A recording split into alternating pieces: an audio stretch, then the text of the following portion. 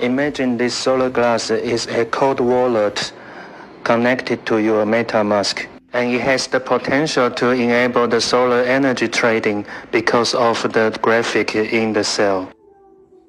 Conventionally, a DSSC should be dyed evenly to gain the best efficiency. However, in this case, I applied the cyanotype to the titanium dioxide layer and then developed the pattern with laser lithography. On an artistic level, it's like being free to paint or write on glass. It's simply a piece of stained glass.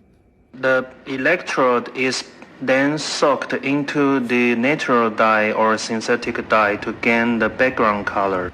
That is when I found that the cyanotype dyed region is not harvesting power. Therefore, it can be seen as a defect. Times maximum voltage. Usually, the IV curve reflects the characteristic of a solar panel. Therefore, we built a simple IV curve meter to measure those patterned cells. And the IV curve of those patterned and defected solar cell is used as a unique physical signature, which is then hashed and returned into a smart contract as its on-chain identity.